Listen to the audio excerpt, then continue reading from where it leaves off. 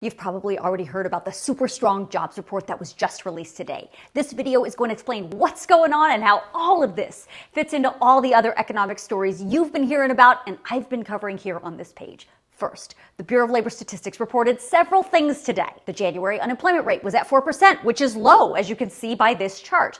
467,000 jobs were added in January. That means U.S. employers reported that they added 467,000 jobs to their payrolls. And the average hourly earnings for all employees grew in the last year by about 20 cents to $31.63 an hour. Here's a graph from the Bureau of Labor Statistics. In February of 2020, you can see we were at a real high here in jobs numbers. But then the pandemic hit and the entire bottom dropped out. In those 2 months, March and April of 2020, we lost more than 20 million jobs. And fun fact, if you go back to my old TikTok stories from back then, you'll see I was covering all of this in real time.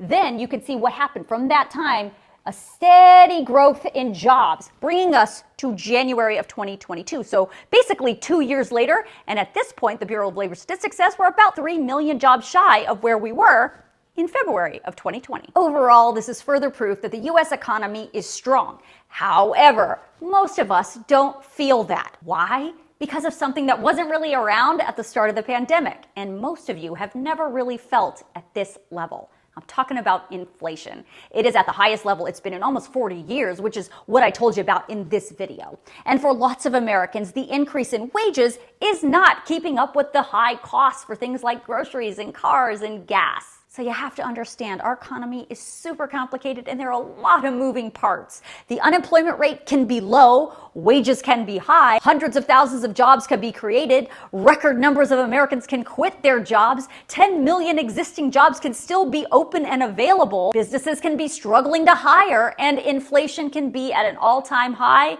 all at the same time. So you're probably wondering, who's coming up with all these reports? The Bureau of Labor Statistics. That is a subsection of the Labor Department and is responsible for collecting and publishing this data.